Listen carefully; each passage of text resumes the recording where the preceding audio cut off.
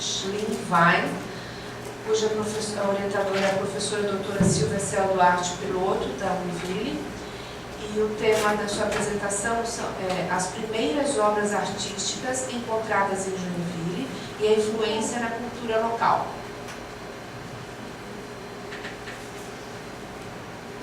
Agradeço o convite da professora Nádia e me sinto muito feliz de estar com vocês compartilhando esse momento. Parabenizo a colega pela declamação das poesias e pelo projeto, me sinto inspirada. E para mim está sendo um grande exercício, porque é a primeira vez que eu tive que, digamos, empacotar o meu projeto para uma apresentação. Até então ele vinha sendo bastante teórico, com bases em pesquisas, em livros, em entrevistas. E o projeto ali, bonitinho, introdução, objetivos e tudo mais, no papel é uma coisa, a apresentação já é outra. E eu estou vendo que não deu certo. Mas tudo bem, vamos lá. Eu tenho uma tacinha embaixo ali, é só clicar na tacinha. Não, mas está saindo. Que estranho. Mas vamos lá.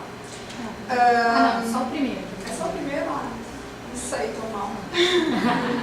Tá, como a professora Nádia já falou, o meu projeto é um projeto para dissertação de mestrado em patrimônio, sob orientação da professora Silvia Piloto.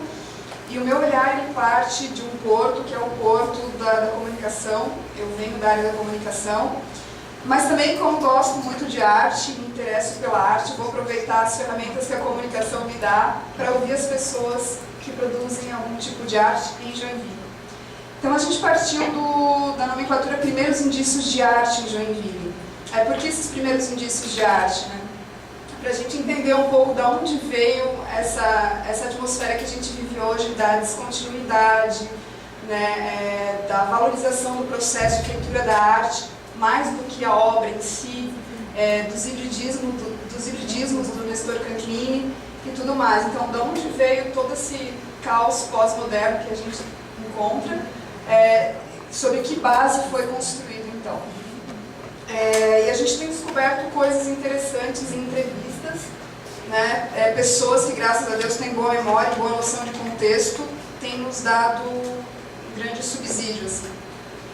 É o caso do joinvilense Ademar Trinks, que tem um piano em casa, o piano que tocou a primeira ópera de Joinville, Yara, regida por Pepe Brandt. Foi um maestro alemão que veio para cá e causou frisson na sociedade, porque ele era muito bonito. Eu acho que deveria reger muito bem também, muito talentoso. Mas, claro, a ópera Yara fez grande sucesso e esse piano hoje repousa na sala do seu Ademar Trinks. E quem diz que isso não é uma obra de arte, me desculpe, assim, e que não produz identidade? Ele nunca tocou piano, aquele piano está lá na sala dele, com um vetor de memória, um vetor de identidade, de uma época em que a família dele, família Trinks bem tradicional em Joinville, vivia uma outra esfera, o teatro era uma outra coisa, a harmonia lírica fervia, enfim. Quem disse que o piano do seu Ademar Trinks não é obra de arte é a provocação que eu faço aqui. Então, assim, eu tenho um recorte, que é um recorte de tempo que vem da formação da colônia, ali no primeiro século, é um período longo, mas acho que eu vou dar conta. Mas eu também vou citar alguma coisa do período pré-colonial, porque a gente sabe que os sambaquis já faziam trançados de arte, já tinham algum tipo de habilidade manual. Então, o Museu do Sambaqui vai me ajudar também bastante nesse reforço teórico, né?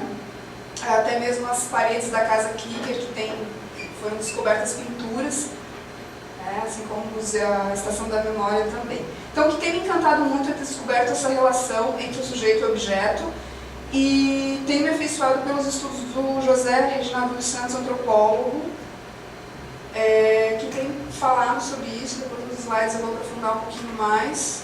Deixa eu ver se eu tenho alguma proposta. Acho que é isso, a gente pode ir rodando, roda. Então tá. Como eu vou estudar esses primeiros indícios de arte, eu vou cair em algumas discussões, inevitavelmente. Arte e artesanato, o que é, né? Eles estão guardados em casa ou no museu, mas todos eles contam histórias, constroem memória, né? Mais ou menos como o filme contou, o balé das coisas. Eu me encontro dentro desse antiquário hoje, tentando pegar aquelas peças e estudar um pouco cada uma delas. sair um pouco dos artistas consagrados e mostrar o que outras pessoas fizeram. Tinham habilidade também, ou tanto talento quanto.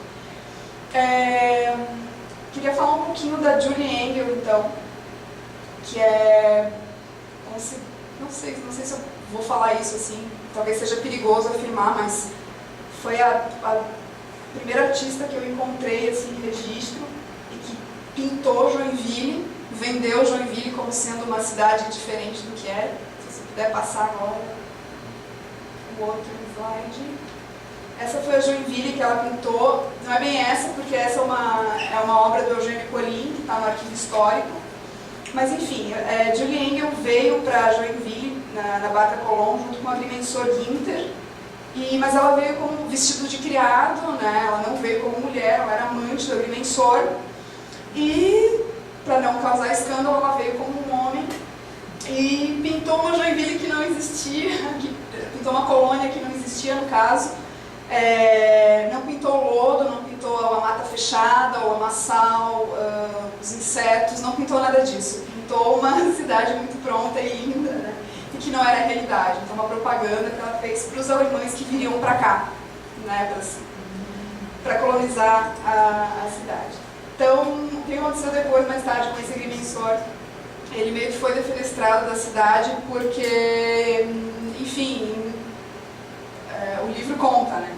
Que São Francisco do Sul já era um lugar urbanizado, pronto para se formar uma civilização, um povoamento, e que em vez disso ele preferiu chamar o povo para o Lodo ou para Joinville, que não tinha estrutura nenhuma.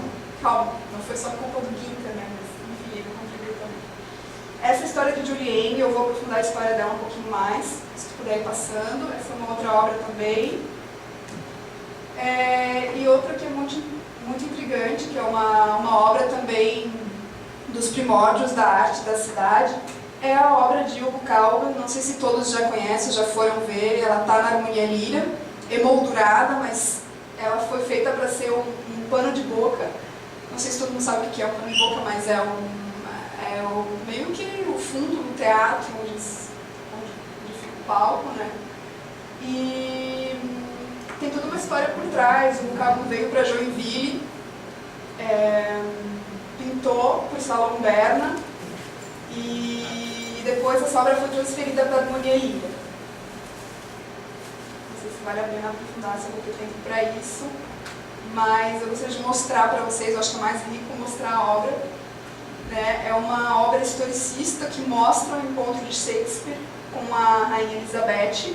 Tem um pavão que o Walter Guerreiro até hoje também, né, que é crítico de arte, ainda não entendeu o que o pavão está fazendo ali, já que era um ambiente interno, mas enfim, é um bom objeto de análise para descobrir agora, né, para analisar a obra, que é isso que o projeto vai fazer.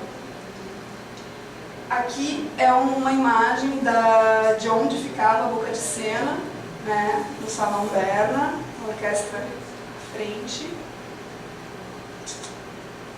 Ali está mostrando que o Calgan esteve aqui mesmo. Enfim, o artigo vai tentar mostrar essas primeiras obras. Eu já fiz algumas entrevistas, né, além da consulta desses teóricos consagrados nos locais também, que nos ajudam muito a contextualizar. E, claro, o Lévi-Strauss vai dizer que não se pode estudar os deuses e ignorar suas imagens e ritos sem analisar os objetos. Certamente não se pode construir uma identidade sem ideias e modos de fazer, que são a essência do intangível.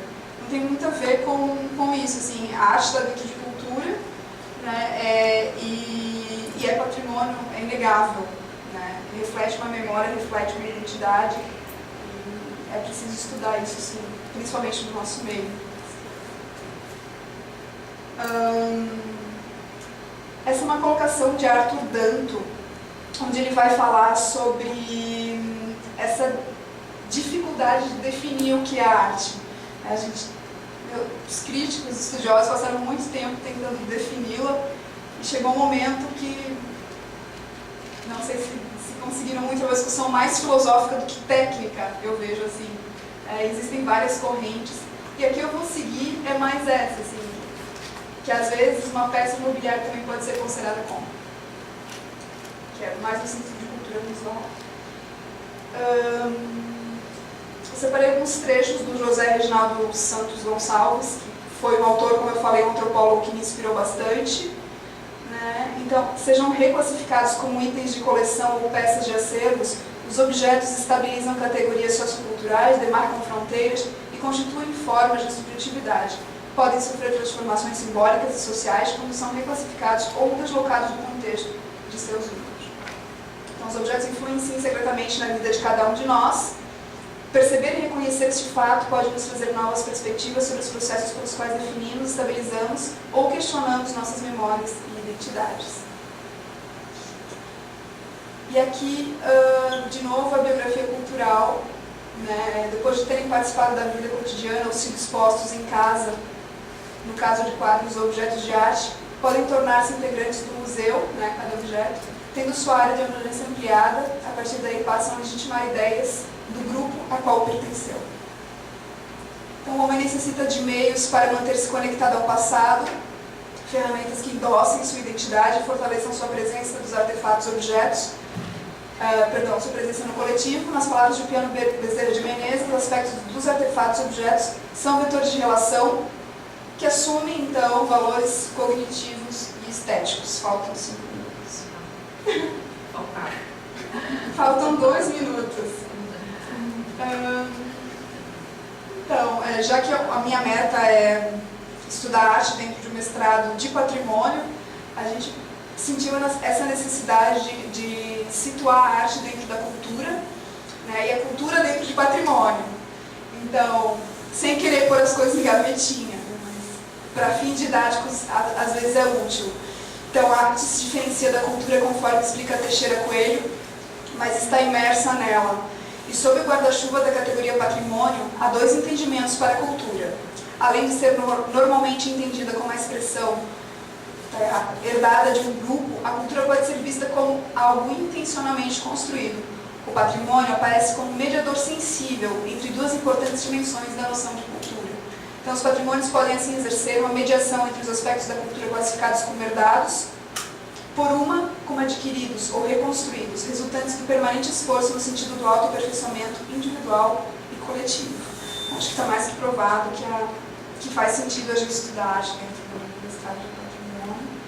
E, enfim, estudar Joinville para mim é um grande privilégio também dentro